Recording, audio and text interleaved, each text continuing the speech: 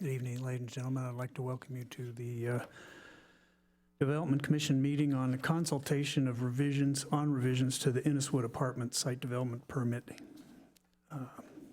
SDP 16000006.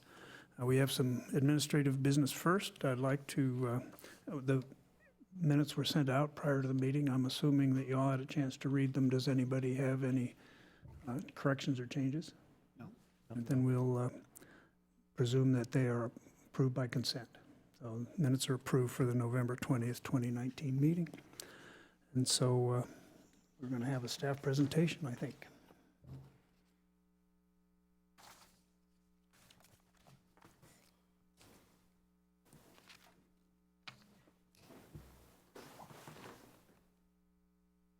All right. Hi, everyone. My name is Valerie Porter. I'm an associate planner in the Development Services Department. So we're here to discuss the Inneswood Apartments project. This project was previously approved back in 2016 by the Development Commission. You may notice that we're here talking about an administrative site development permit. These types of permits are typically reviewed by city staff instead of the site development permits that you guys are used to. So in this public meeting, we are going to be discussing design changes that occurred after the site development permit was approved. Staff is asking for input from the Development Commission on the extent of the changes. So the planning director has made the determination that the changes are minor and do not require an amendment to the approved site development permit. Therefore, the decision falls back on staff. But staff feels that the extent of changes are very noticeable, and we would like to be transparent with the Development Commission. So we're here to ask for guidance in determining if the new proposal meets the intent of the approved site development permit and should be approved. So just to make sure that we're all on the same page and to provide a refresher, I'm going to provide a brief description of the project. The site is located in central Issaquah in the Gilman neighborhood, right over here.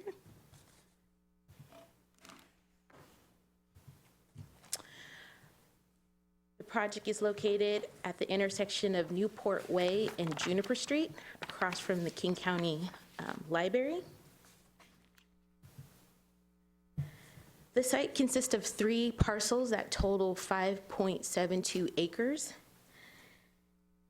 93 units are to be constructed within 2 multifamily buildings. The first building will contain 86 units with 12 townhomes that will gain access, direct access from Newport Way.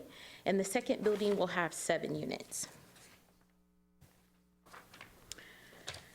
So the Inneswood project was reviewed by the Development Commission during public hearings which were held in 2016 on November 2nd and December 7th. On December 8th, the project was approved with conditions, and in June 2017, the applicant submitted for building permits, and those permits are still under review by city staff. So to ensure that construction drawings reflect the land use approval, staff typically compares the drawings to the land use drawings. It was during the building review that staff noticed several changes had been made to the exterior, and we just wanted to basically come back to the Development Commission to make sure everything was, that the intent was being met. So no changes were being proposed to the building setback from the property line, the height, the material, or the overall style of the building. There were several modifications to the window layout, the floor plan, the roof line, the building step back, and building modulation. It is common to see a handful of changes between a land use process and the construction permit, but a lot of changes were made, which kind of alters the appearance of the building, and it warranted an additional land use review. So before the meeting, you guys all received a list identifying all of the changes that occurred to building 1 and 2.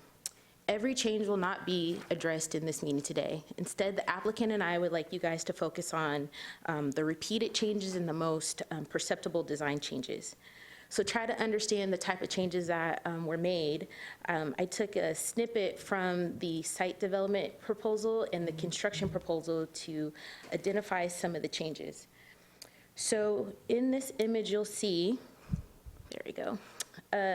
In the site development permit, the window pane changed. So it went from one single window to 2 separate windows.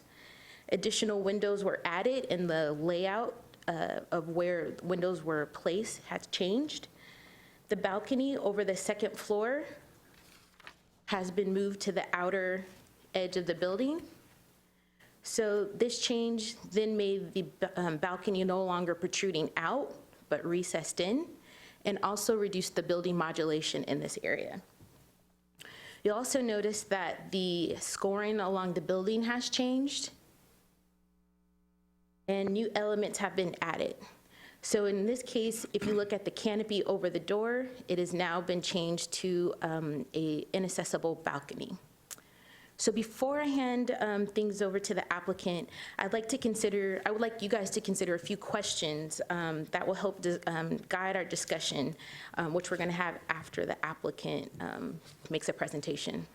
So the first one is the new proposal consistent with the intent of the approved site development permit elevations?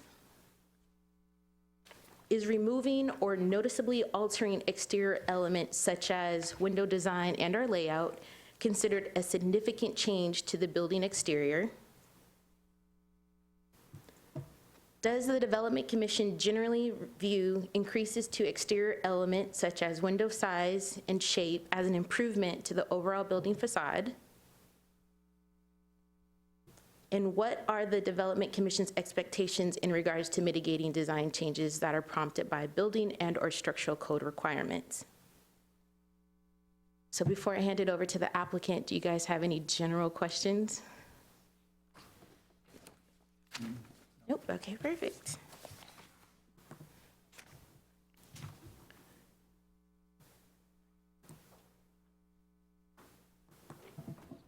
Well, I guess I do. Oh, okay. In just thinking about it and thinking about the design manual or design handbook that we developed for different areas within the city, my concern would be any changes to the exterior that would alter the consistency of that facade to the recommended facade that should be in that part of the city. And so the question was, what would we consider to be important to, what would we consider an important change? And that would be an important change to me. So that's all I'm saying. Well, I think, you're bringing up a great point, Richard, which is there's a lot more requirements associated with the design manual. Yeah. It doesn't apply to this project. But going forward, that's going to be a consideration that probably gives less flexibility than we have maybe with a project. Yeah, that was my only concern. Yeah, no, good. And following on that question, then the rest of the SIDS does apply to this project, correct? But Chapter 18, the Architecture and Urban Design Manual, would not? Right, chapters 1 through 17 apply, but not Chapter 18. Thank you. All right, I'm gonna call the applicant up now. So I have a mouse, but it's ergonomic, or you can just use the.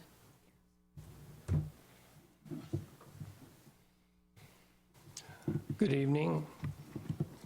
For the record, Rick Tollisell, Milbrand Architects. David Burnett, Milbrand Architects. I want to thank Lucy and Valerie for all their support and help in preparation for tonight's meeting.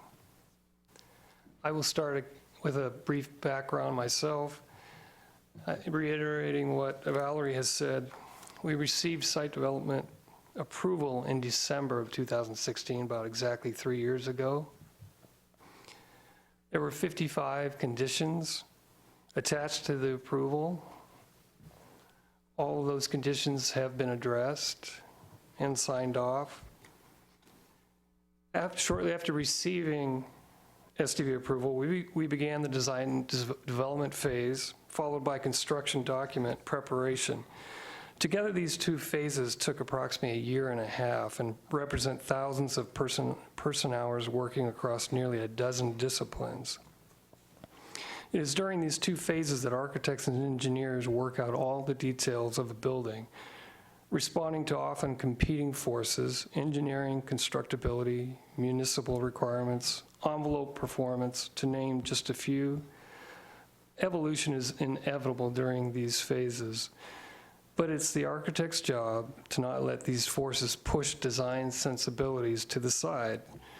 And we fully respect the effort, the time, and thought that the Development Commission and the city staff put into the SDP process, and I can honestly say that throughout, we always tried to honor the process by staying true to the design concept approved by the commission. At the request of city staff, pardon me? Yeah, that is our slide. That is our slide. At the request of city staff, Milburn Architects documented all facade changes that occurred during design development and construction drawing phases. An inventory of the facade changes has been prepared by city staff and provided to the commission in the form of a spreadsheet accompanied by elevation drawings in which each item is on the spreadsheet is keyed. Excuse me. City staff has classified each change using 3 categories: changes that improve the facade, changes that whose impact is neutral to the facade, and changes whose impact diminishes the facade. Changes following into this last category, diminish, will be presented in greater detail here, allowing for more thorough evaluation by the commission. In addition, a memorandum was provided by city staff which summarizes the kind of changes that occurred and cites numerous examples. In this presentation, we will also examine 2 changes highlighted in the memorandum which are classified neutral, but the area of impact is of notable size. We felt it was important to explain what drove these changes as well. For our original SDP submittal, we developed and maintained 3D computer models of our proposed designs for buildings 1 and 2, from which we produced perspective images for presentation to the Development Commission. In preparation for this meeting, we've done the same with the finalized designs of buildings 1 and 2 as represented in the construction drawings. We will present perspective images in a split screen format with identical viewpoints for easy comparison of the facades from the approved SDP versus the construction drawings. We'll start with building 1 and conclude with building 2. Now here's a comparison of the street facades for building 1. The approved SDP facade is at the top and it's heading in red. The construction drawings facade is at the bottom with its heading in blue. This format is used throughout this presentation, and in the case of a side-by-side comparison, the SDP facade will be on the left and the construction drawing facade on the right. We will now look more closely at 2 changes to Building 1 street facade that were classified diminish, as well as 1 change classified neutral, but the area impacted was of notable size. Shaded in blue is the area identified as L on the staff prepared spreadsheet. It is the first of 2 areas we will discuss on the street facade that were classified diminish. Due to a 2.5-foot expansion of the building's core on floors 3 through 6, an entire bank of dwelling units were shifted northward. As a result, the most northern window bay component is now narrower, and its windows are now positioned 8 inches from the inside corner. When seen with respect to the overall facade, despite being narrower, this module remains prominent enough to successfully maintain the established articulation and rhythm of the street facade. Next is a change that occurred to the far left townhome as shaded in blue here. This change is identified as A on the staff prepared spreadsheet and is highlighted in the memorandum as well. Although classified neutral, it is of notable size, so we will take a closer look. The previous design of this far-left townhome had many aspects that we felt were not ideal. We were confident we could improve on its interior layout as well as bring its street facade, specifically the design of its roof line, its entry porch and canopy, into better alignment with the rest of the townhomes. We took the opportunity to redesign this townhome, achieving a result that not only remains consistent with the overall style, but represents a general improvement by expressing a building form that is more interesting, more cohesive, and consistent with the remaining townhome units fronting the street. Next is a change that occurred to floors 3 through 6, directly above the previously discussed townhome. This change is identified as B on the staff-prepared spreadsheet and highlighted in the memorandum. This is the second of 2 areas on the street facade classified diminish. We'll take a closer look. To better understand what drove the change to these upper floors, we need to look at the south upper floor plans from the approved SDP versus the construction drawings. The approved SDP design had a studio unit extending out over the top of the townhome at the south end of Building 1. This was the only condition where the upper residential floors overlapped the lower residential floors to this degree, and it presented 2 major problems not revealed until design development. It complicated our ability to provide clearly defined horizontal and vertical fire-rated assemblies in this area. Such assemblies are required by building code to separate different uses and can factor into the allowed number of stories and type of construction in mixed occupancy buildings. The building official made this an area of emphasis in our pre-app meeting. 2, it greatly complicated the structural engineering in this area. Floors 3 through 6 are built on top of a post-tension concrete slab that covers the concealed parking garage. With the post-tension slab extending well over the top of the townhome, beyond which it can cantilever, supporting concrete columns and concrete shear walls would be required inside the townhome below. Increasing the step back of floors 3 through 6 at this area of the building eliminated this outlier condition, which in turn greatly simplified the structural engineering for this area, as well as our ability to demonstrate well-defined occupancy separations.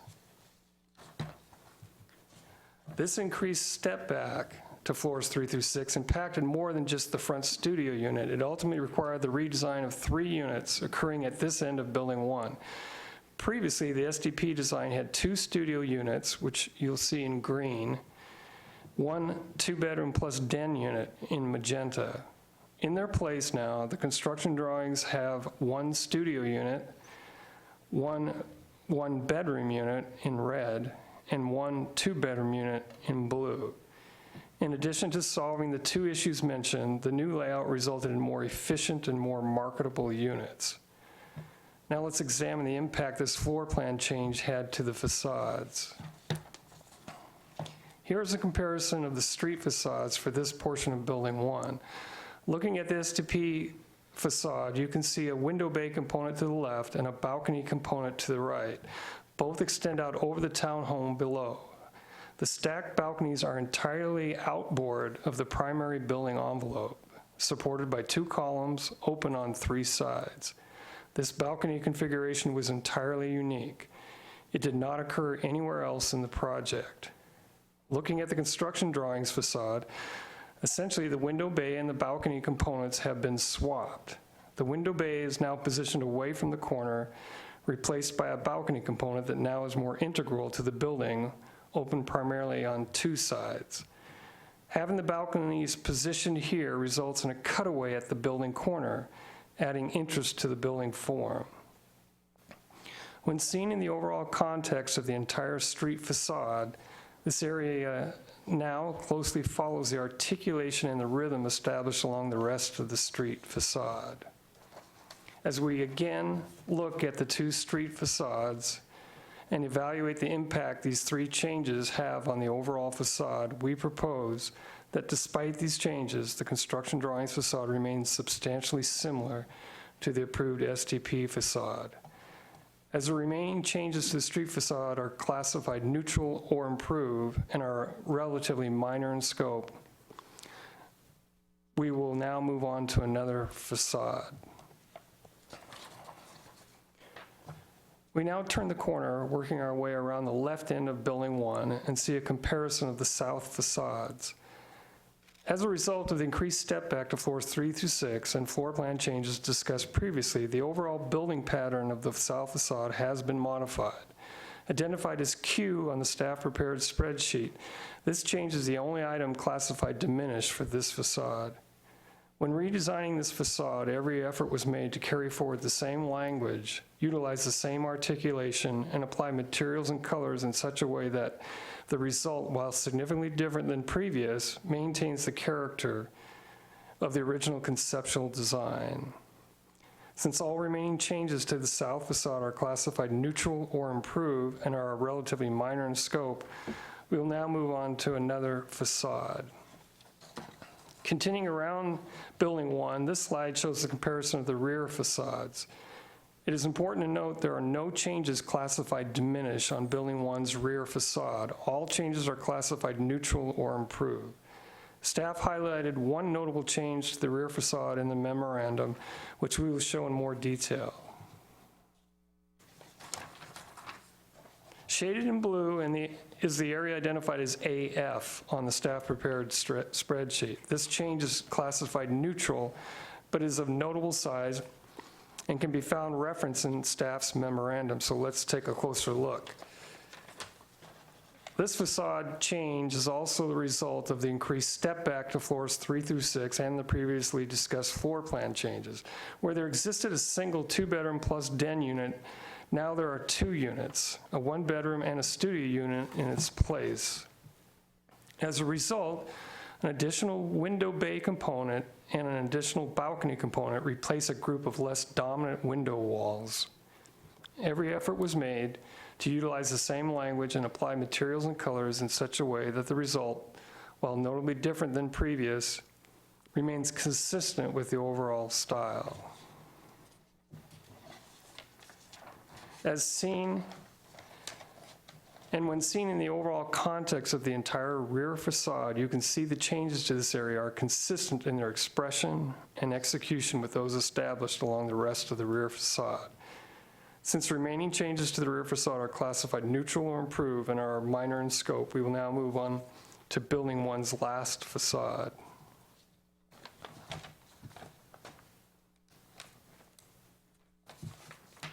Continuing around here, you see a comparison of the north facades. It is important to note that there are no changes classified diminish on Building 1's north facade. All changes are classified neutral or improve. The most apparent change to this facade was the exterior wall at the upper parking structure. This area is now finished in a manner consistent with similar walls elsewhere in the project. The screen wall seen at the lower left of the construction drawings facade was a condition of SD approval and directed by planning. It was not a change made by the design team. Now let's examine Building 2 and compare facades from the approved SDP versus construction drawings. The bulk of Building 2's facades changes were in response to SDP approval conditions. Any remaining changes were minor, mostly adding and relocating or resizing windows. It is important to note that Building 2 has no changes classified diminished. All changes that occurred with Building 2's facades, all 4 facades, are classified neutral or improve. Here is a comparison of Building 2's street facades. Again, the more apparent differences seen in this comparison were SDP approval conditions, not changes made by the design team. As illustrated here, the construction drawings street facade remains substantially similar to the approved SDP street facade. And turning the corner, working our way around to the left end of Building 2, you can see here a comparison of the south facades. A few windows were added or modified based on internal space planning adjustments. Additionally, some material transitions were shifted to be consistent with similar conditions elsewhere in the project. As evident by this comparison, the construction drawings south facade remains substantially similar to the approved SDP south facade. This slide shows the comparison of Building 2's rear facades. As you can see, the construction drawings' rear facades remain substantially similar to the approved SDP rear facade. Now let's move on to Building 2's final facade. This slide shows the comparison of the north facades for Building 2. The changes to this facade include adding code-required access to utility rooms, changing modulation widths due to interior room adjustments, and adding decorative metal grates at the request of the plans examiner. Despite these changes, the construction drawings north facade remains substantially similar to the approved SDP north facade. This concludes our presentation. We hope it was helpful in explaining the design evolution that occurred after SDP approval and the minor impacts that occurred to the facades. As evidenced by the comparisons, we believe the facades represented by the construction drawings have remained substantially similar to the SDP-approved facades. Thank you.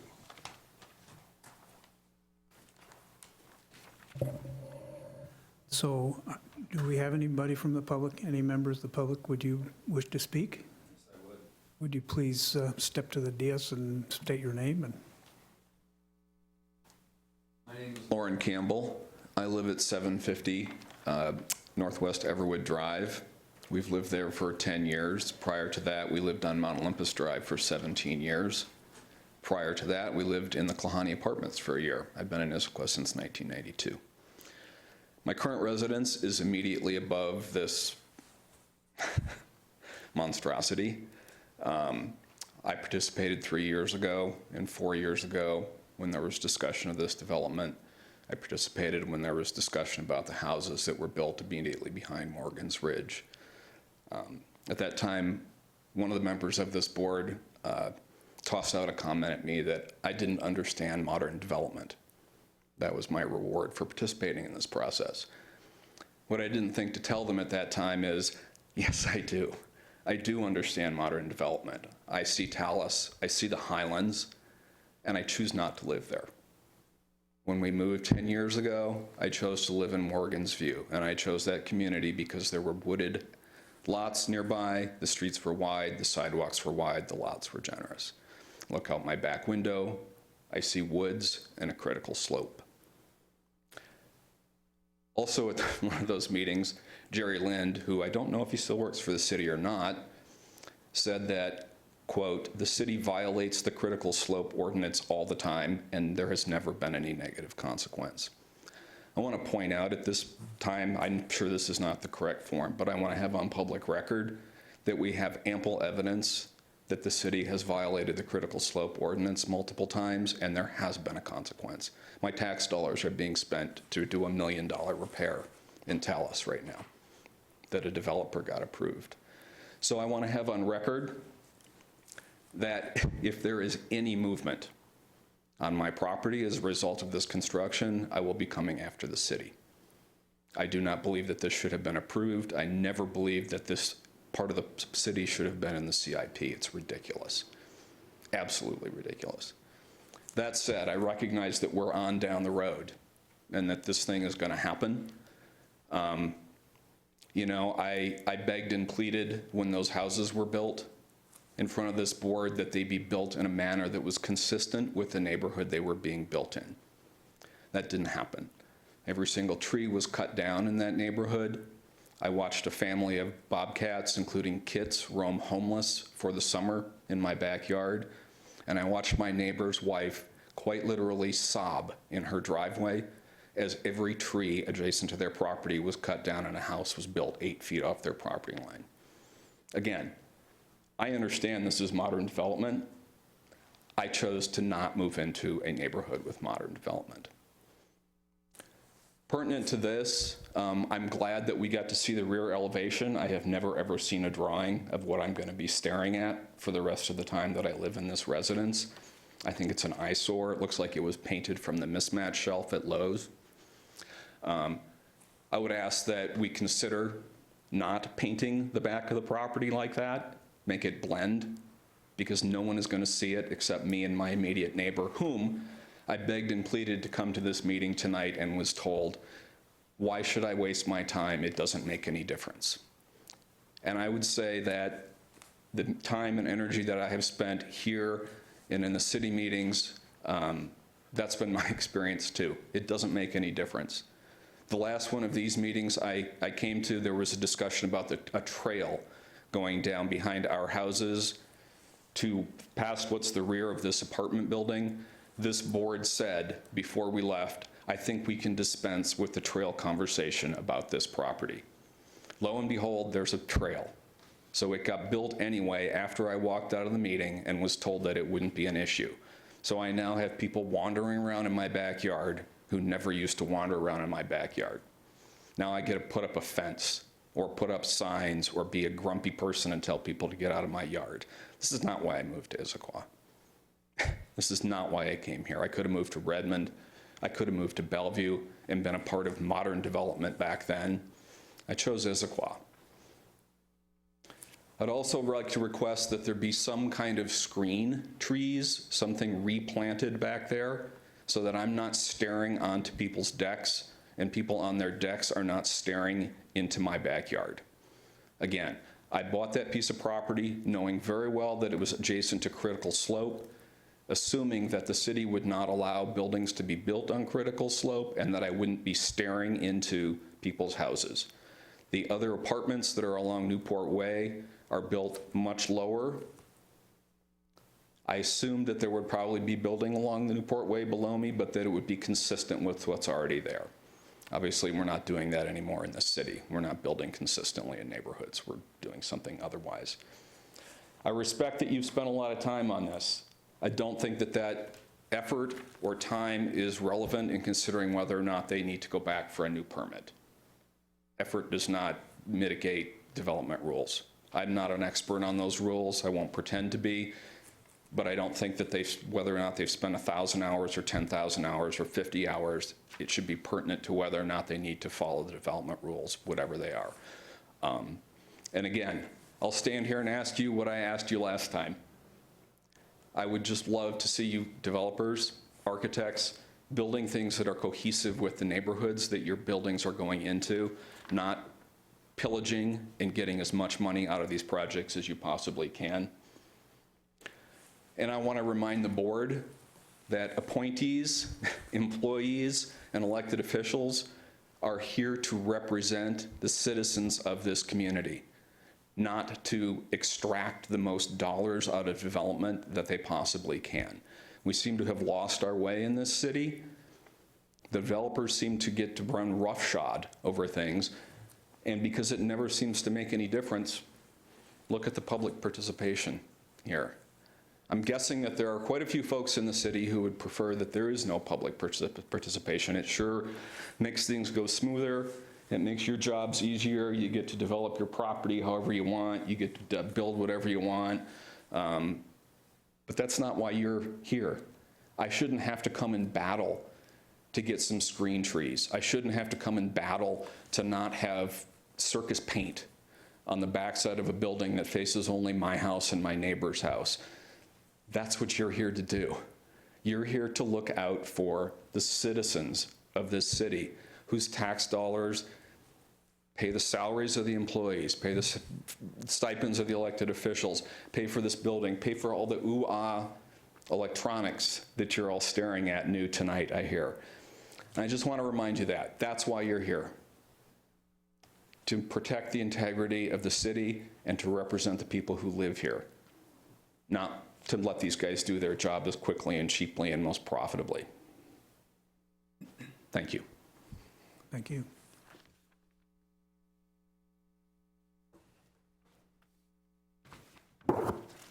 So this is an opportunity for the commissioners to ask questions. Question for the applicant. I don't think I saw like an official site plan representing the building on the site. I saw the perspective at the beginning. Can you quickly just give us an overview in terms of which elevations we're going to be seeing from the street? I guess I understand the rear facade faces the hillside. I was trying to better understand what was happening in terms of the street frontage and the development that was going on there. So if we're driving up Newport Way, are we seeing the south, north, and east elevations fairly clearly?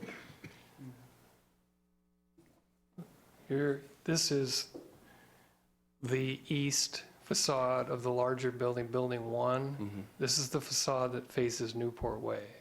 Okay.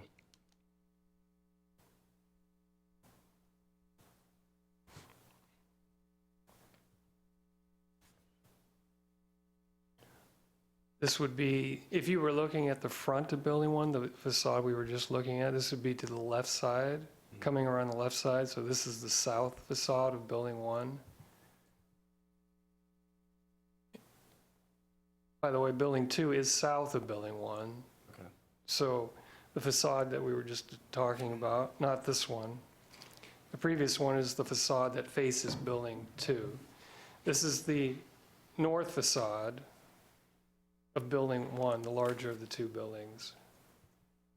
So the south facade of Building 1, is that partially or fully blocked by Building 2? Is that? It's partially Okay. blocked, but there's quite a bit of space because there's an area of some of that sense of slope area comes down between the two buildings. Oh, So okay. do you remember, David, how much space between the two buildings off the top of your head? I would say it's about 100, 120 feet. Between the two buildings? Would you like us to pull up a site plan? And we can do that. That'd be great if it's not too much of a hassle. We brought as well. Want to unplug this, or? That's my mouse. That's this one. Yeah, you can if you want, yeah.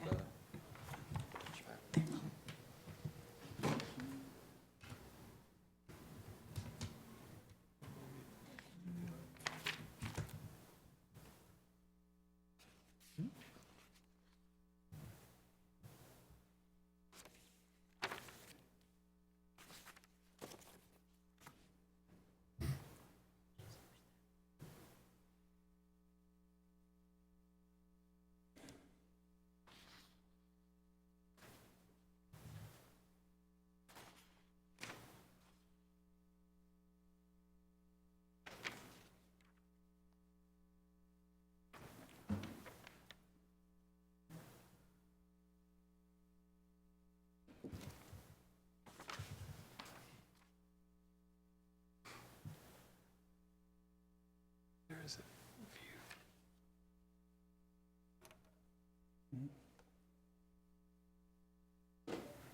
Valerie, how do I get full screen on this? Oh, here. Is that-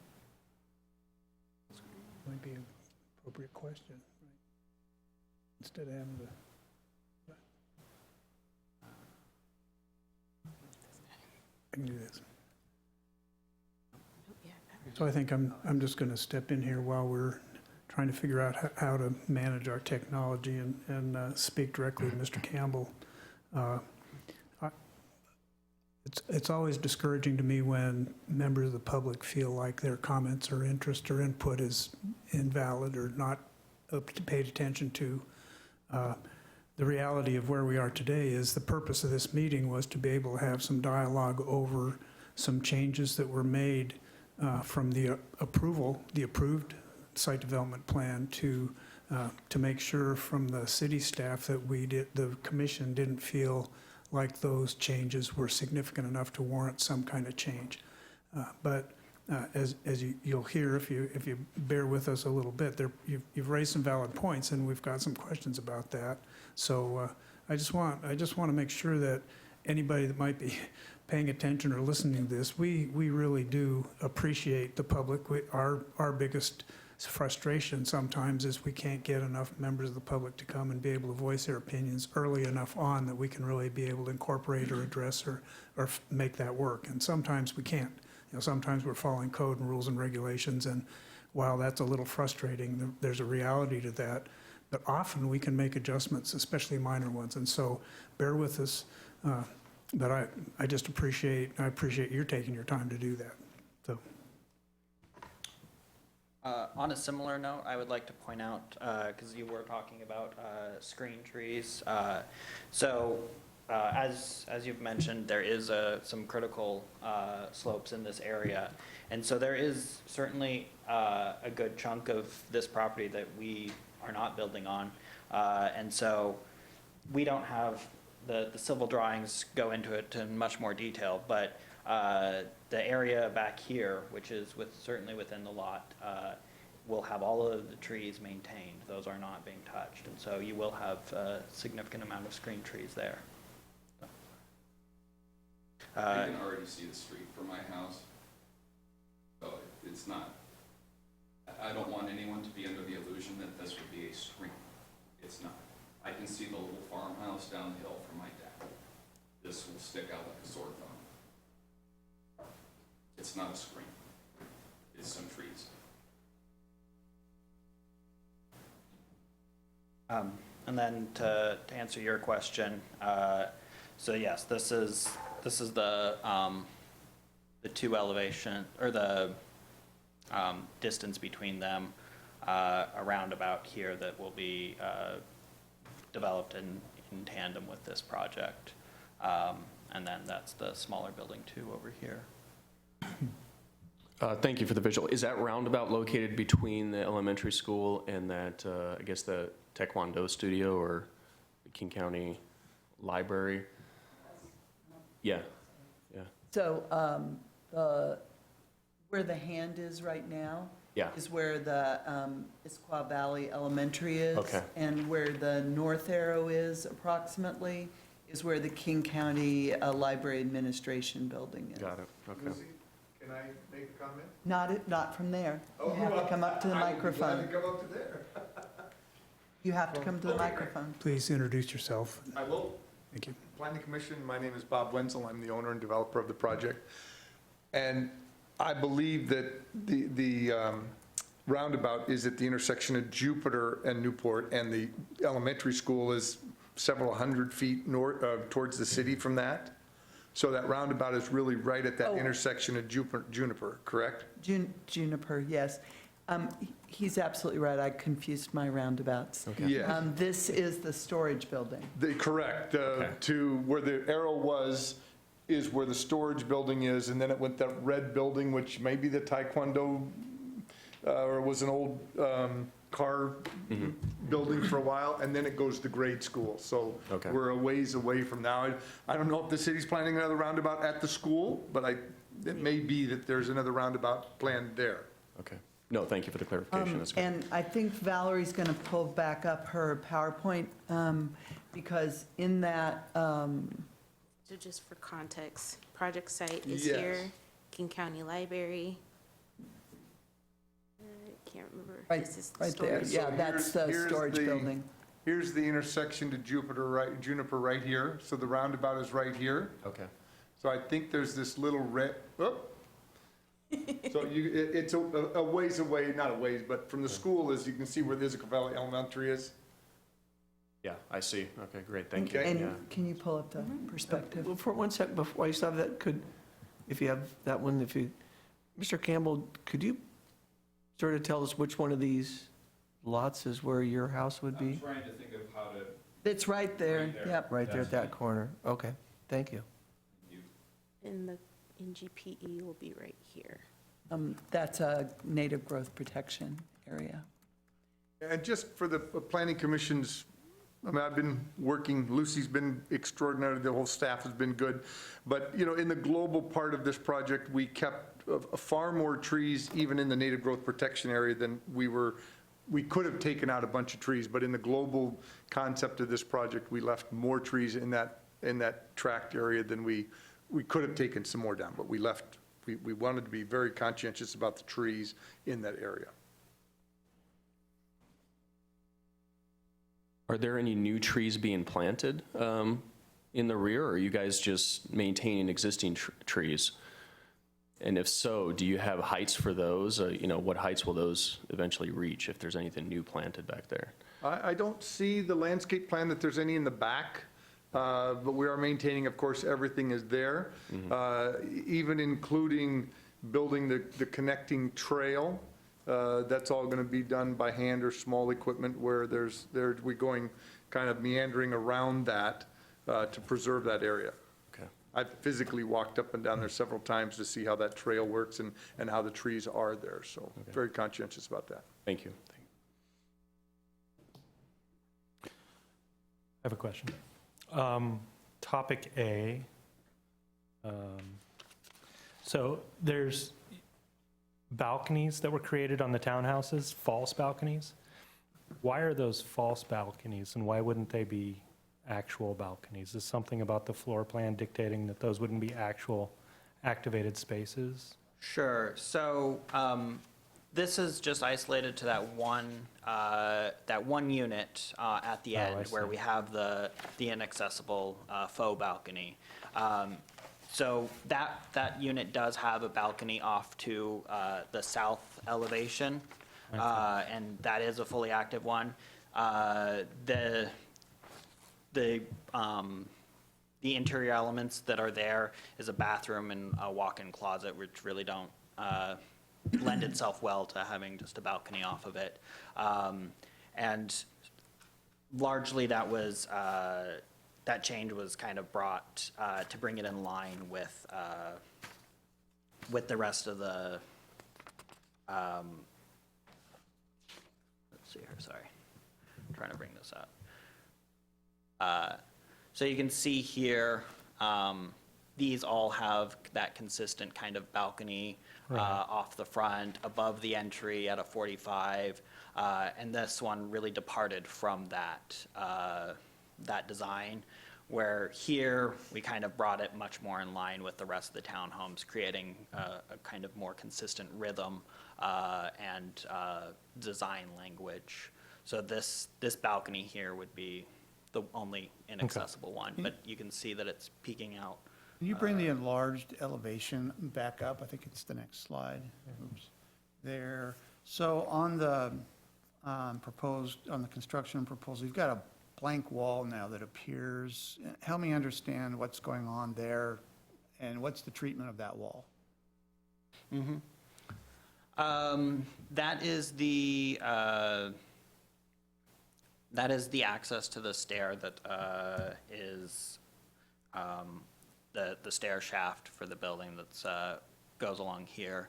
It comes out there. It does tuck back largely just because of the kind of oblique view that this one has, but I'm not sure.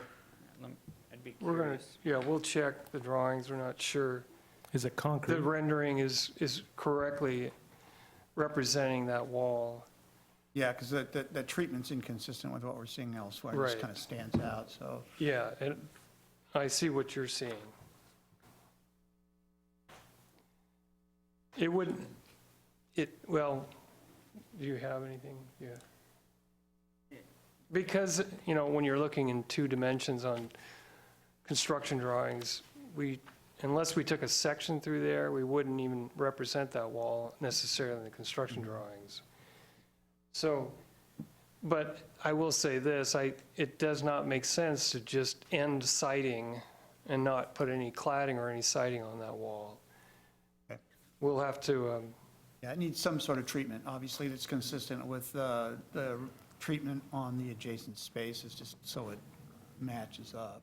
In the SDP version, there's the yellow paint wraps around the corner Right. up Yes. above, and then there's the darker base and then lap there's what looks like a siding. canopy that's partway up, that may be covering that walkway in there.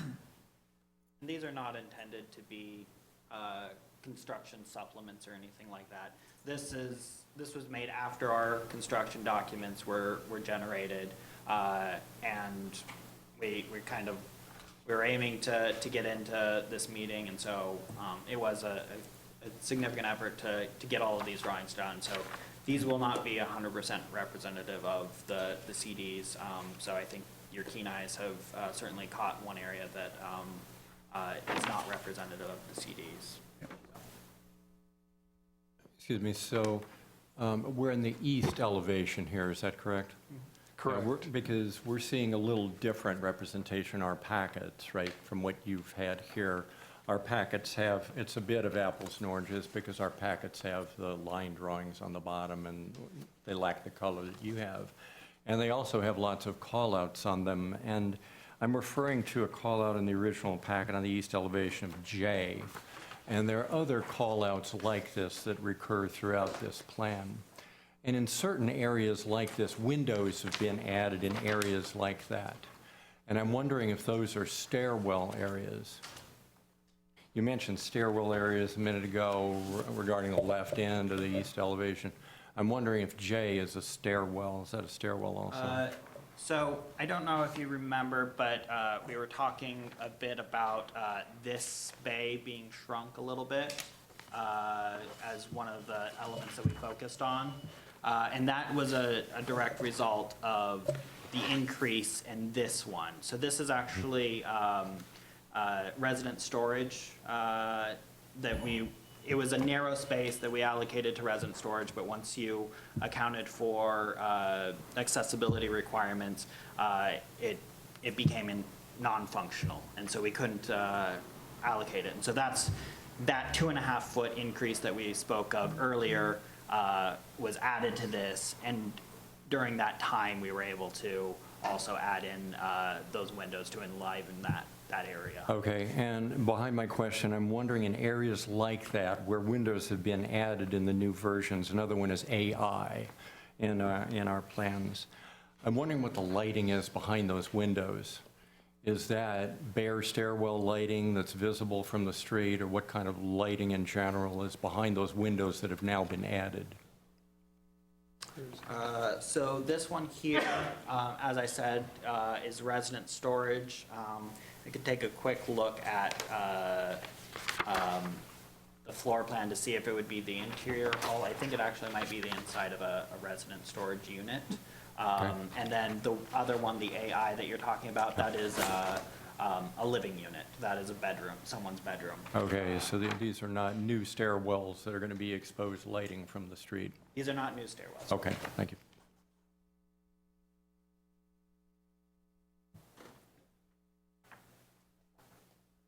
Can you give me a sense of relief between the ground floor of this building and then it rises 60 feet, 60-odd feet, and that's relationship to the homes behind it? Are the homes behind it above the top of the roof? Do you have a site section or anything like that? Let me pull something up here.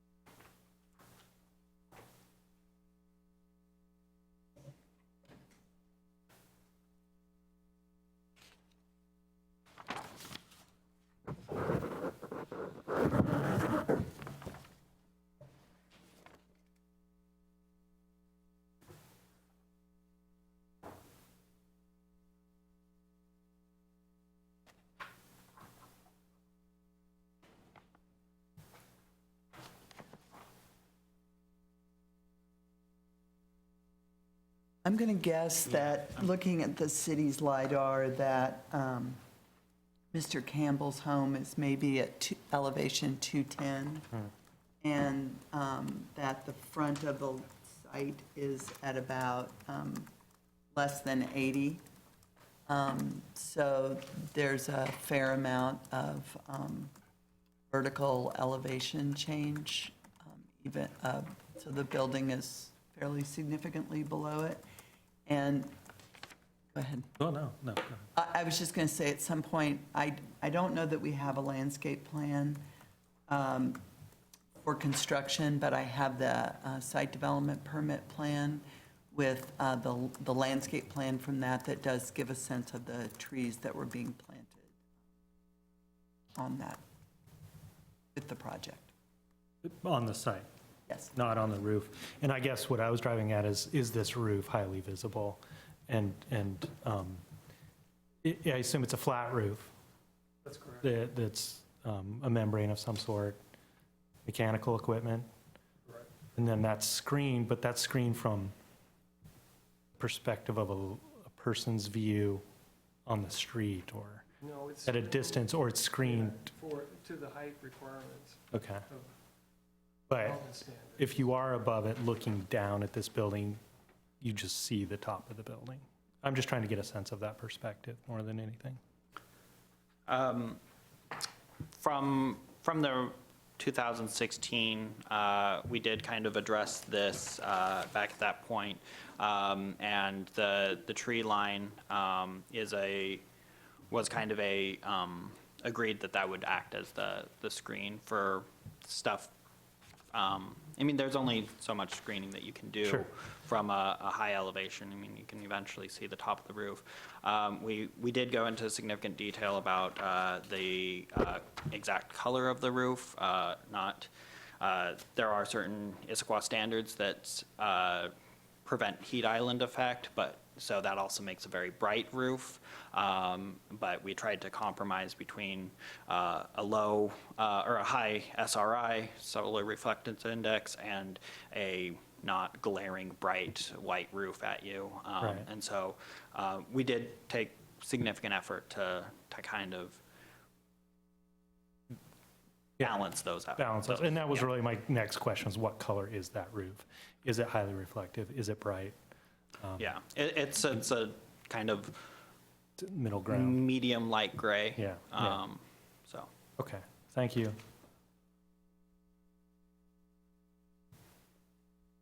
In addition to that, are there large HVAC units up on the roof, and will those be screened? I mean, Yes, there are some HVAC units on the roof. All of those have been screened. Some of the staff comments or some of those call-outs reference raised parapets, and the reasoning behind those raised parapets is to properly screen those HVAC units. So we've either positioned them centrally in the roof in some areas, and those that we had to position somewhat close to the edge. I mean, we didn't throw it up on the edge, but any proximity to it, we made sure that the parapet was able to screen those.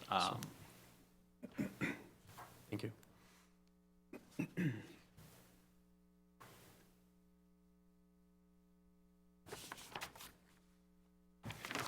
More questions, gentlemen?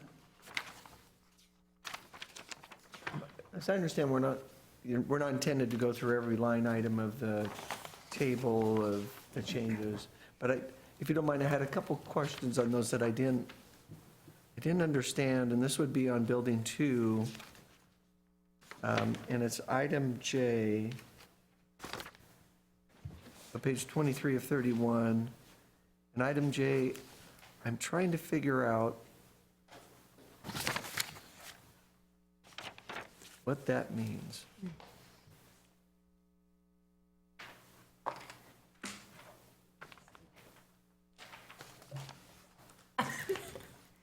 Sorry, we're playing with technology. So we just put that up on your screen so you can see it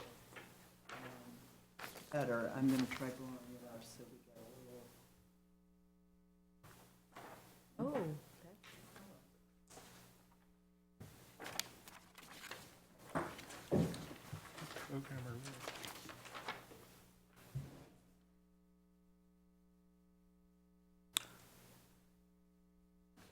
so are you questioning whether, like, what that change is? Actually, I'm trying to understand where it says, understand both the original and what the change is. So the roof over the second floor unit is low slope roof with no parapet.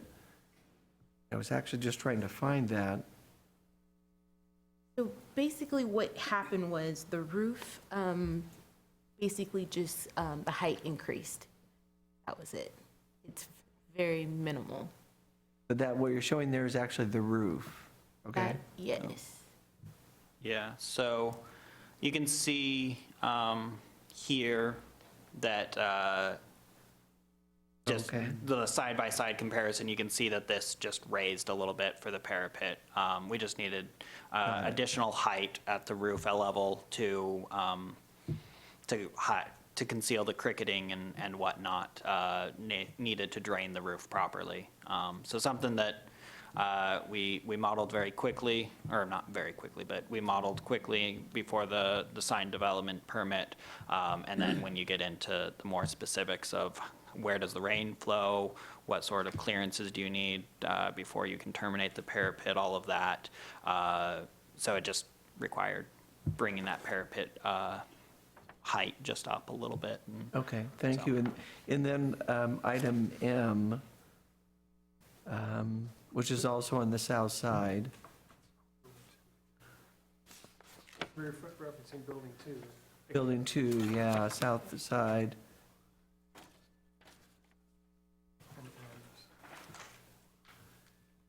So I believe that one is just referencing the difference in how the material treatment was. Yeah. So In which location? this one right here, Okay, so we've just kind of treated got it. treated it a little bit differently, trying to get it consistent where we didn't split the color on a window edge, which we, in the SDP, we did, but Okay. tried to bring it more consistent with the rest of the project where we don't split a color on the window edge, yeah. Thank you. And while we're still on south elevation, building 2, in our drawings, which I think you had on the other slide there, the original rendition that we received, there appears to be a kind of, it looks like almost an overhang. Yeah, it was, yeah, right there. South elevation, building 2. I'm looking, yeah, the original, right above it up there. There appears to be, you see, there's kind of an overhang there on the lower right. There appears to be an overhang, yes. And I don't know if that's an entrance associated with that. I wonder what happened to that. I don't see that lower. That still exists. It's just the previous iteration was drawn 3D in model, exported into various forms, perspectives, as well as these 2D elevations. And so there actually are a number of artifacts where that's actually the front entry that you see up in the upper Oh, I see. left corner there. Farther back, So it's yeah. just, Okay. it's 100 feet back Okay. that we didn't draw line by line in the CAD, Understand. AutoCAD version. Thanks for That clarifying we- that, yeah. That was, Yeah. it was a challenge because the drawing conventions from an SDP level drawing is going to, they're going to show some of those features that are further away Right. when they're drawing it, but when they're doing the building drawings, they're not trying to show, they're trying to show the actual facade, not some of those things that are further away. And so I think that's why they produced that other set of drawings that they've been using tonight, because they're drawn more consistently, and so you don't have those things that appeared to be disappearing Much or clearer, appearing. yes. It's when it's just a change in drawing convention. Thank you, well said.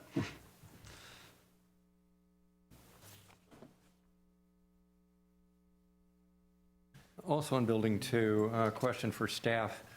Let's see, call out U. U was referred to in the table in the west elevation. I can't find that label on the drawings. Was that omitted, or am I just not seeing it? That would be the west elevation of building 2. I believe S was duplicated. There are actually two S's.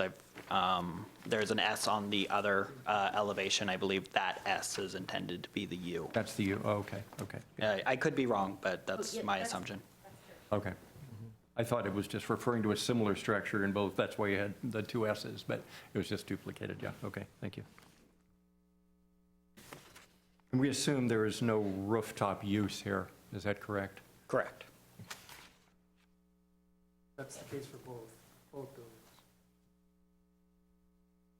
And that's the same case for retail, I imagine, right? This is all Yeah. residential? There's no retail. No retail. Can you explain on east elevation, building 1, letter G, what the reasoning of the removal of that landscaping was? I'm looking at the before and after, and maybe the after is not colored, and that's why I'm not seeing it, but it looks like it's been removed. Is that correct? Yes, I think that goes back to the design conventions, or drawing conventions. The landscaping is not really within the architectural design, and so that is within the landscape design drawings, but we don't show it here because it's not under our purview. So that planter is still there in the, Yeah. that elongated planter? and- So correct me if I'm wrong, but here it was in the SDP, and here it is in the, Yeah, I can show it a little bit in the. The last slide would be a nice shot. So this is showing the two versions here. So you were seeing plants along this edge here. Oh, I see. And then here, that same condition exists. This has been a more developed courtyard. It was one of the SDP approval conditions to develop this to kind of the city staff standards. So we worked with Amy Tars at the time very thoroughly to come up with this solution. And then I can show you one more photo that kind of shows it off. Whoops. Oh, went too far.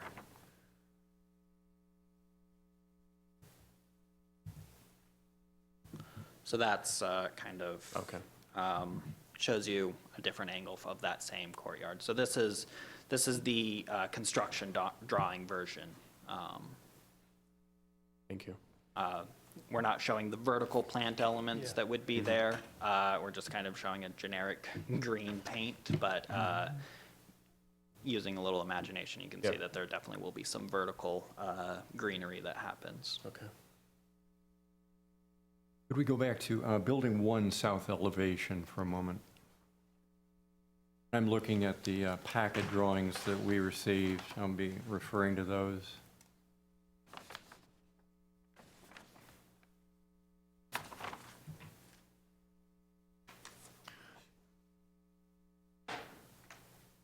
Okay. And do you have our packet rendition of that, the 2D line drawing? Yeah. Great, thank you. So down in the lower right, the T and U area of that south elevation, when I saw it just on the line drawing, it looks like there's a lot going on in there. I couldn't really decode what that area, what that was about. So probably your color rendition would be helpful. And again, it looks like above it, there's an overhang there that doesn't appear below. And is that the same kind of condition that we had before? It's a result of the CAD export? Yes. Yeah, okay, so it's actually recessed. Main canopy, or the canopy over the main Okay, yeah, thank you. But And just that whole TU area looked not as harmonious to me as some of the rest of the design. I didn't know sorry, it we was, were trying to get it to full screen and getting a button to push. So there was a few things that happened to the south facade. The kind of floors 3 through 6 thing that we went into detail about the unit changing and whatnot. But yes, this townhome did change a bit. The grading was the large proponent of what happened to this south facade here. As you can see, we kept the grade fairly consistently low for a while, and then started to kind of climb based on a fire marshal's requirement that we provide a path not only on this side, or I mean not only on the far side, the north side, but on this side as well, that we create a full path around it. We had to regrade this area, and that did kind of eat away a little bit of our ability to fenestrate or add windows to this section that then now becomes kind of subgrade. So in the new version, that's a townhome on the far right that we're looking at there, the side of the Yes, townhome? yeah. Okay. All right, thank you. What is that transition between yellow and white? Is that a reveal, a vertical reveal? Correct. That will show that transition, or is it just paint to paint? It is a vertical reveal, yeah. It's a reglet sort of, this would be kind of hardy panel, fiber cement esque material, and that would just be some reglet holder that is transitions between the two. Well, a question on building 1, the north elevation, and there's an addition of a screen wall. So on our plan, it's number V, yeah. This is a new wall that's at the very north end of the project then? As you're driving south on Newport Way, you would see this screen wall, I take it? Yes, and that was a commission requirement, condition of approval. Okay, and that's where the sign is created on, Where the sign is proposed, we haven't done a sign permit yet. yeah.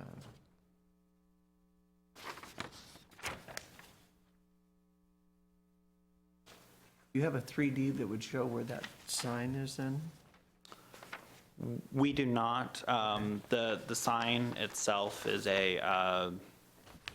has to be submitted under a separate permit, so we chose to omit that to clarify what is under this permit that we're seeking, as opposed to something that may or may not get approved later on, so. Okay. Yeah, so on the east elevation, it's shown as a, do you have a shot of the east elevation? And I'm just going to switch over because I've blown it up a little bit. Is that what you're asking yeah, and so this is representative, I guess, so these materials, The materials did shift between this one here. We've actually, we did model this as that kind kind of tan hardy panel siding option. It unfortunately did not look within this 2D CD drawings. I think it looks fairly okay, but when we modeled it here and had it in the 3D, it was surprising to us how unfitting it was. So that's something that we wanted to present our best foot forward. And since this was something new to the Design Commission, it was something that we were going to move forward with into the CDs when we submit for our third round of plan check corrections. in terms of what this wall will look like? The Yes. screen wall, okay. Yeah, and And right so- now, and is it two different, would it be two different materials like it's shown? So the that stone stone in here is actually, I can flip back. retaining wall. So, Oh, that's the retaining wall behind, oh, gotcha. so yes, you're actually seeing Okay. this transition here where, Yeah. we're both kind of showing the same thing Okay. here. So you're seeing part of the screen wall and then part of the retaining wall Stone wall behind. Okay, I thought that was all part of the same thing. So Yeah. I Okay. think this is the screen wall and then the retaining wall Yeah. would be back here. Was that stone Gotcha. Right. look that we had, yes. Okay, so that screen wall is still subject to staff approval on what that looks like, and is that right? Yes. Yeah. We're implementing your approval condition. If you process, have yes. feedback, let us know. There was lots of discussion about that during the. Yeah, Right. I mean, we Okay. could, at this point, either option is certainly something that we can do, where we can do the panel siding in that tan color. We felt that the best presentation was that kind of dark gray lap, and that presented the best aesthetic. I think in the SDP approval condition stating this, it had to be a screen wall consistent with the materials of the building. So we did use the materials, either the tan panel, but when we were looking at it, it still was a little jarring between the two, having that one down low on the ground level where it doesn't exist anywhere else like that. It's always up at the higher levels. So that's where we kind of pivoted to what we felt was a better aesthetic to present to you. Maybe it could be a section in the middle is the background for whatever your signage is. Just where Sure. to tie it in. And Yeah. that. Yeah. Part of the signage design. Yeah, and I think. Could be the introduction of a Exactly. background Yeah, format. Yeah. and break that up a bit, yeah. Yeah. Okay. Another question on Building 2, south elevation. It's marked G in our packet. I don't see a rating on that. I assume it's not a diminish, anyway. The So building- that, Building 2G. I think you were asking about stairwells. Correct. That is actually windows added to some stairwells here. Right. Okay. I apologize, I was not trying to slide this one under the radar. I forgot about this one. Yeah, I assumed that was what it was. It's directly positioned over the door there. And Yeah. those windows are radically right aligned, so it had to be over something probably like a stairwell. So is lighting visible through those from the end? So I think first off, I would like to say that this element here comes out, I can't give an exact figure, but I believe it comes out maybe about 4 feet or so. And those windows are tucked kind of hard to that side. So from the street perspective, I'm not sure how much you're going to be able to see these windows. And 6.5 feet back. So this wall comes out 6.5 feet proud of this wall here. So from this street perspective, those may be invisible windows. We've added it for aesthetic of the building as a whole, but that may be minimal value to passerby. Okay. And understand. only to the resident and occupants. Okay. I noticed in the before drawings, which are the color drawings, on the north facade, and I guess really the south facade too, I'm seeing a solid garage door, versus the construction drawings are showing a mesh. Is that an open mesh? I mean, are we seeing into the garage?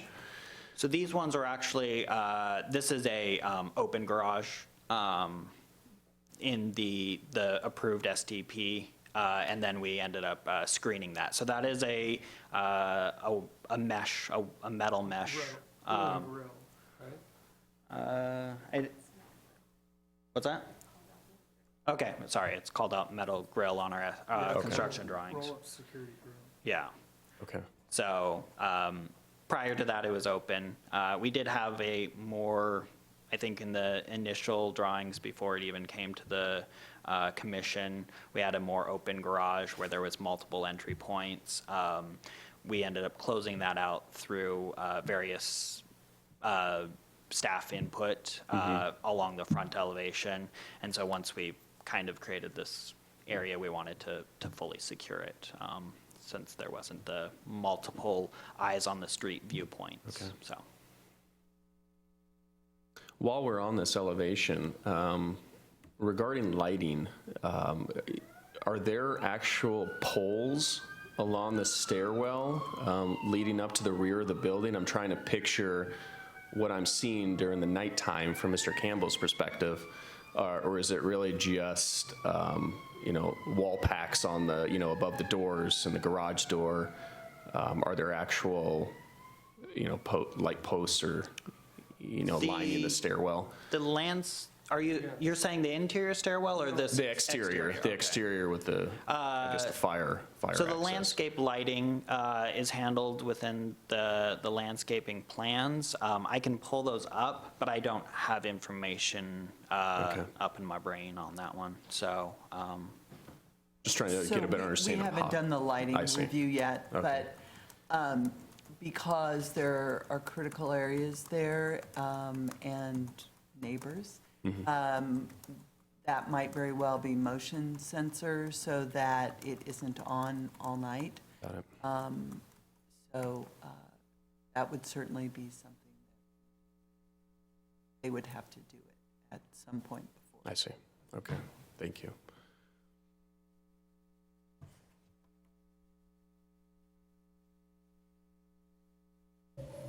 More questions?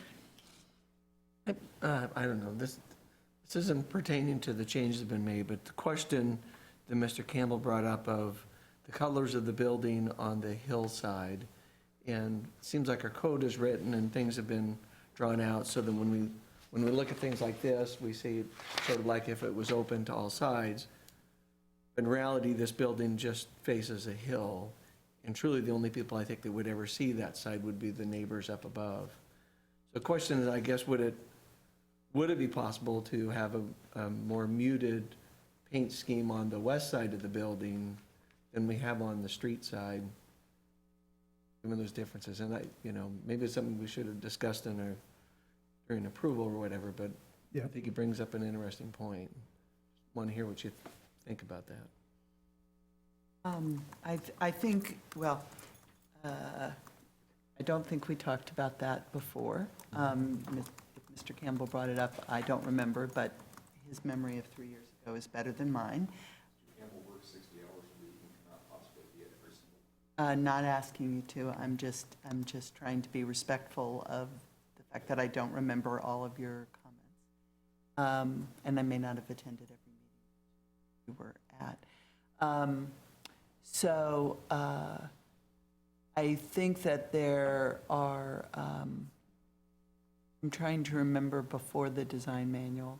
I don't think there are requirements for this. Some of the color division, but that happens at the third floor, between the third and the fourth floor.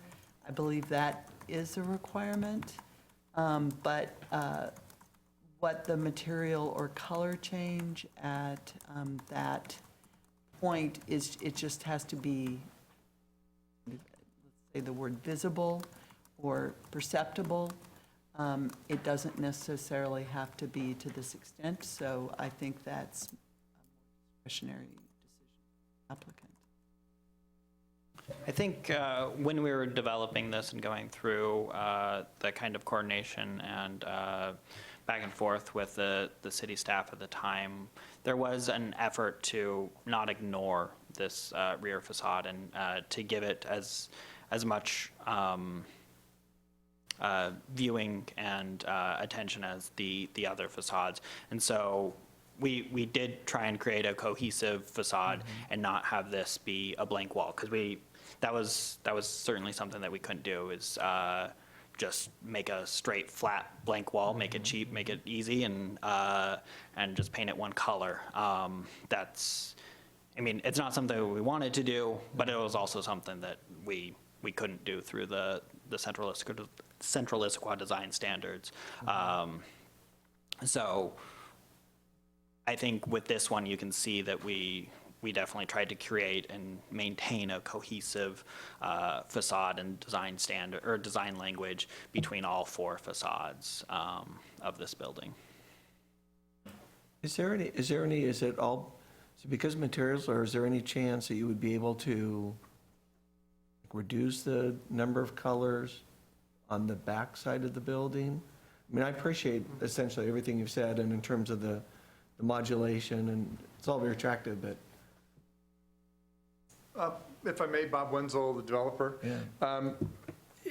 You may not recollect, but when we talk specifically about the color of the building, when we first came to the Planning Commission, we spent several hours going through the specific hues and colors of each and every component of the building with the Planning Commission to come up with a scheme like this. And we probably had 6 different colors of the mustard and the yellow that the Planning Commission looked at, reviewed. We regurgitated that for a long time. So we are fine with changing, but we spent an enormous amount of time coming up with this specific color scheme.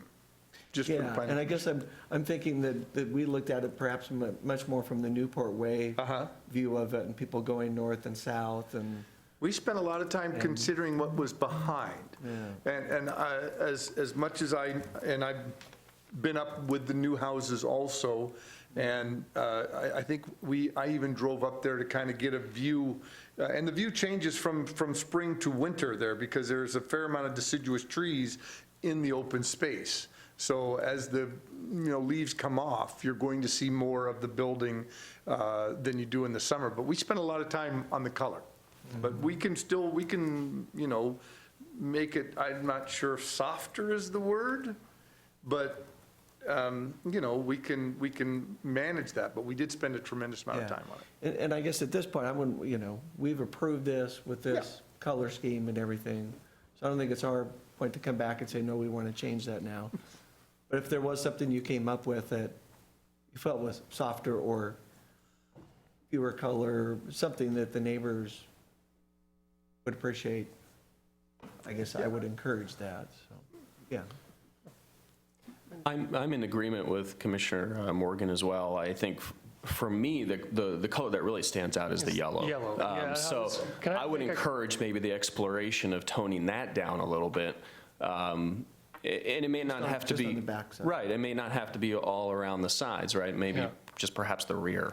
I'm not going to defend the yellow, but I will tell you, if you're a color person, I kind of consider myself someone, that is not what we have presented, and we don't have the actual swatch here, but it'd be interesting.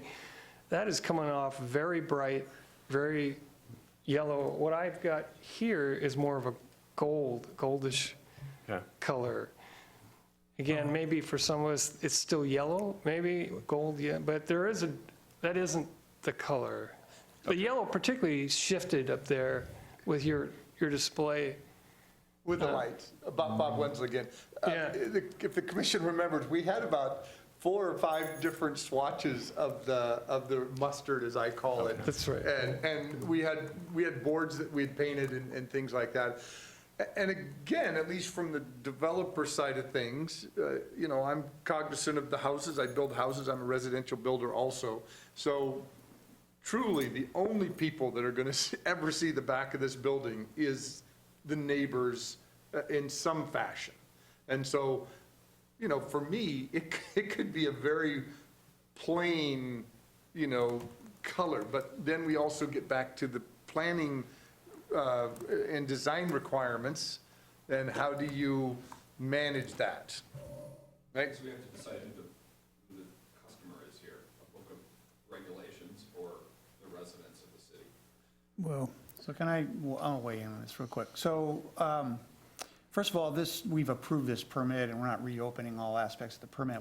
We were asked to weigh back in on some design modifications. But that being said, I think there clearly needs to be sensitivity to what's going on behind. So we already heard some comments about the light and glare and being really creative in ensuring that, and I know there are standards in the city's code to prevent light and glare to spill across property lines, but to make sure that you're attentive to that. And, with selection of lights and/or blinds, et cetera, to minimize any glare that might spill. As far as the color goes, I mean, we get into discussions about color a lot, and everybody has an opinion. It's kind of like art sometimes. I like it, I don't like it. And so, if we start changing the colors to the design, maybe Mr. Campbell would appreciate a more muted facade here, maybe the yellows, as was suggested. Others may not, that see the backside of this building. So, be careful about, if we're going to do something, want to maybe ask some other folks for some opinions. But that being said, we've approved a project already with this color scheme, and so I want to be cautious about what we do here in directing otherwise, other than I do agree with the point about being sensitive to what the people who are going to view this facade of the building are going to see, and particularly when it comes to something that's overly harsh as far as bright or particularly lighting. So that's just my take on this. yeah, I think it's really important to realize what we're here for. right, and it's not to change the design, it's to look at the proposal that was approved and the modifications that have been made because of the construction requirements, and make a decision on whether we think that they are, as have been indicated, neutral or less than valuable or valuable. And so I do appreciate the concern for the color, but the fact is it is approved. And so if there's a way to work through that, I don't think any of us would be too upset about the back of it, but I agree with the comment that was made, that Mr. Brennan, that we're going in deep water once we start making those changes after something we've already approved, or even asking for those changes. And so I just encourage us to keep our comment, and maybe if there aren't more questions, we can orient our comments now to anything that we need to do to give to city staff on whether we thought these changes were significant or not significant, or whether we, I appreciate the city bringing it back to us and giving us the opportunity to take a look at it and having that dialogue, because some of them were, especially the ones that diminished, that were identified as being diminishing, were valuable to talk about.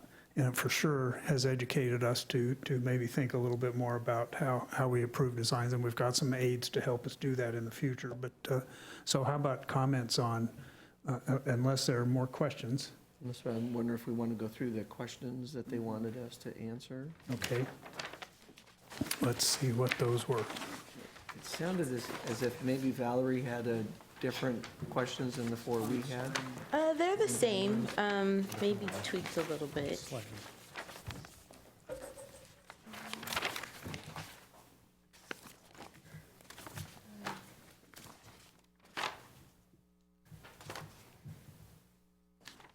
I think Valerie simplified the number of words to fit on a slide.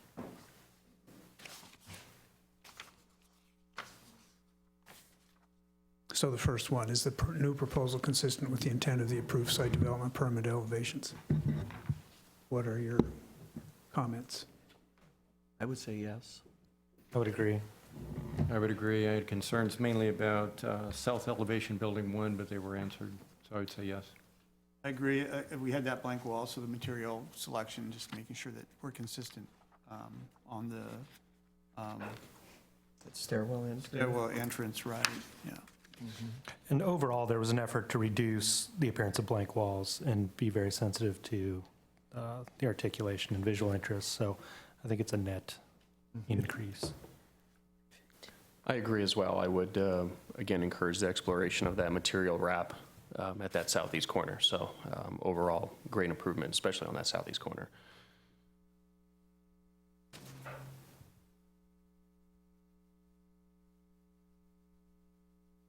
Is removing or notably altering exterior elements such as the window design and/or layout considered a significant change to the building exterior? I think it could have been, but I don't think it was. I don't think it rises to the level of significant, especially since it's an improvement, Yeah. I guess is how I would think about it. And maybe the one that does not stick out anymore is the decks that extended out, that got wrapped around to the other side. And I don't think that was a significant, or if it was to the better, I think. I agree. I don't think there were any significant changes. I appreciated taking some of the door elements and adding some of the window elements within the doors too, so opening that up more. Agree.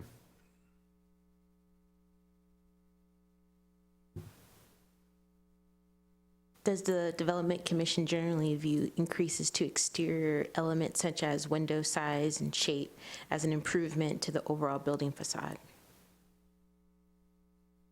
Yes. It's equal or better, I think, what's been done. Agreed. Agreed. And partly, we're asking these questions just to make sure that the lens that we typically bring is consistent with the commission to help us the next time we're in this.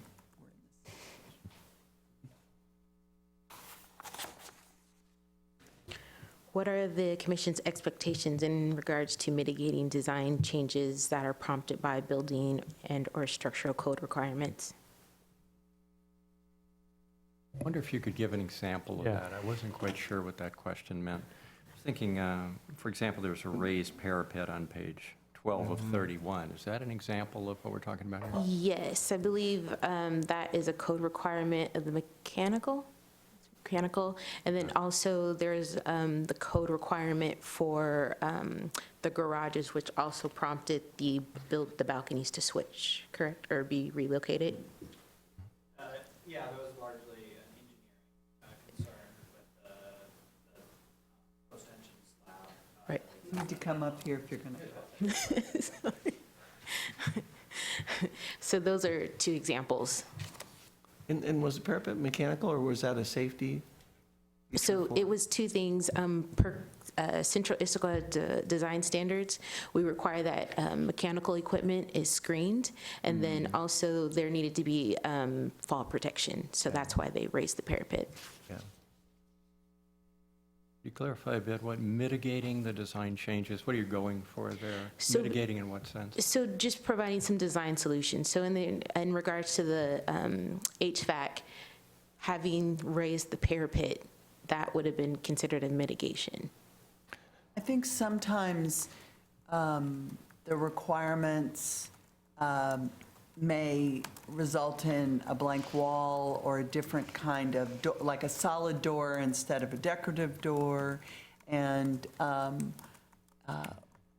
we're just trying to,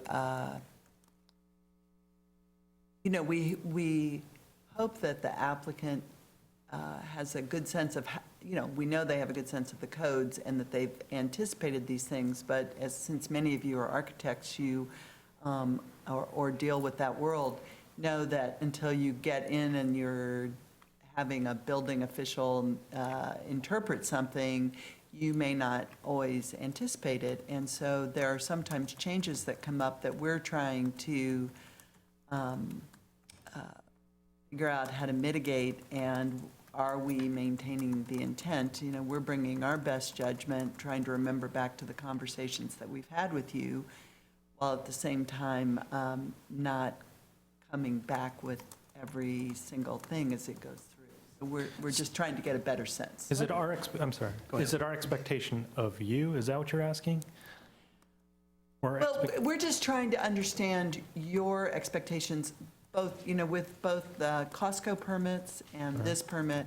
We've been putting a package in front of you to understand how things have evolved. And our standard is, if we're looking at a little elevation and we can see changes, we feel like we don't want you driving by a project and saying, that isn't what we saw. And we're learning. I mean, Commissioner Morgan identified something on a Costco facade that I would not have had called out.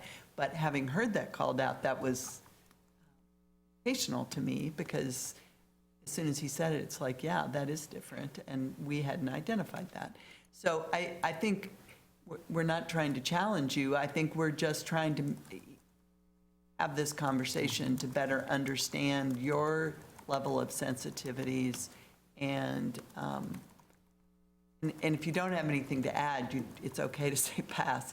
But we're just trying to make sure that we're good stewards of your approval. I think you are meeting our expectations. I was glad to see this back. They were significant enough that I felt like it was worth it. And I also thought your critical eye was important in shaping it to even get it to this point, I'm sure.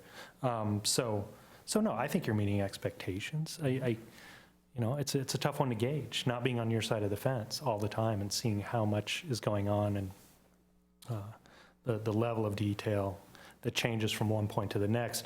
Obviously, there is life safety issues and building permit issues, mechanical issues, all these things that come into play, but good design and designers are, supposed to be able to field that and react and maintain the spirit and the intent of the original scope, especially once it's been approved at this site development permit level. So I don't know, I'm rambling on a bit, but I think you are meeting our expectations, I guess. Well, Yeah, I'm comfortable too with staff's ability to make the determination whether these kinds of changes are significant enough to bring to us, and tonight's a perfect example. I I agree with both the commissioners that just spoke, but I think for me also, thinking about the original discussion and the approval and the areas where we spent most of our time and focus, if there are changes that happen in those areas, probably higher level of sensitivity around changes. But also saying that there are, as the project continues to go through the construction and development process and construction drawing development, there may be opportunities to actually enhance the quality of the design overall that, maybe we didn't see when we were here. And so I don't want to strap the hands of the architects and the city staff either by saying, well, don't let them change anything, when in fact there could be opportunities to make it better that weren't available when it was in front of us. So that is kind of back to the balance and trying to use your judgment. I think there were enough changes and significant enough changes in this packet that warranted another discussion here. But I think the direction that it went was consistent with what we would expect. Well, and I think you're bringing up a good point, Commissioner Brennan, because it wasn't that we necessarily viewed these as bad, but it was just that there were a lot of them, and they were perceptible if you are the kind of person who saves your packets or goes back and looks in the archive. They were changes, and we, when you swap one bay with a balcony bay with a window bay, it's not necessarily bad, it's just perceptibly different. And I think that's part of why it was important. One thing, I think the chart of the changes and the improve, neutral, diminish was very helpful, and I think especially for me to go through one by one and see where I came down, and I found that there was nothing where I was, I guess, lower than you, worse than you, where if you thought it was improve and I thought it was just neutral, everything I was the same as your judgment, or I thought it was improve or neutral. So that helped me a lot, both understanding all the changes and sort of how I felt about them and thinking we were pretty much in line, so very helpful. I tallied up the checklist here. There's 21 improves. That's exciting. And there was 30 neutrals and 3 negatives. So I think it's a net positive when viewed through that lens. So I think it became a better project through that process. So, yeah. I'm in agreement with my fellow commissioners as well. I appreciate, the transparency and the documentation that goes through all of this and, keeps everything in order. I understand sometimes the struggles that the applicants have in terms of structural code, building codes, and I know they weigh their options, right? They explore their options, and sometimes one option is the only option left to proceed with. So I respect that, and obviously from what we've seen today, there are a lot more positive changes that have come as a result of the differences we've looked at, especially the southeast corner too. I think that's a much better revised corner. So again, just a perfect example of how things change, evolve, and as the real world does, right? And we just have to be a little bit more receptive to that, I think. So thank you, staff and applicant. All right, those are all the questions. I want to thank you guys for your time. Just to make sure I caught everything, I want to go to a couple items that I think the applicant and I need to go back and address. One of those is the treatment on the wall next to the faux balcony, that entrance. So they're showing a blank wall that needs some kind of treatment to eliminate that. And I think it had some kind of cover on that extended out. Yes. Show now that it goes all the way back without any kind of cover. Oh, okay, so you'd also like to see possibly a cover over that? Although there may just be, it looks to me like there is a cover, but it's tucked further, go down a little right bit, here, right yes. there. Yeah, Oh, just tucked a little bit. So So it's just a question. So it may be treating the wall, primarily treating the walls. We need to ensure that the HVAC equipment is properly screened.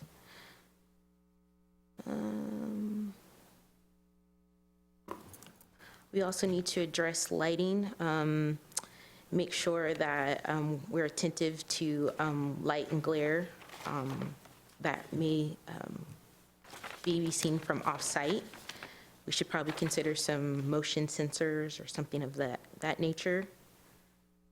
And we should also be looking at the rear facade, the colors on there, possibly reducing the number of colors or at least limiting that yellow or mustard color.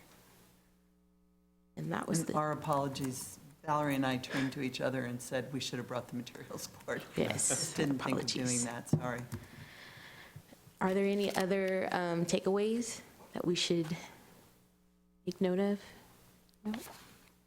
All right. Got mine. All right, well, thank you again for your time. Oh, yes. So my question is, if we do take a look at kind of that rear elevation and those colors, we went through a significant effort on the first time. Are you then proposing that we come back to this? And No, the project's approved. Yeah. Okay, The project's already been approved, and I think working with staff is. what we were I think we suggesting. have a good sense of what the Yeah. commission's comfortable okay, thank you. with. Would you like to see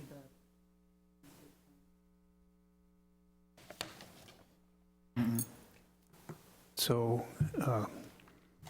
I failed to, one of the requirements I have is to identify unexcused board commission members, and we have two, Mark Riggs and Nashida Van Katesh.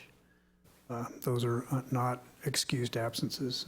We have two other people not here, Brooke Shore and Ben Rush, both of those are excused, so just to get that on the record.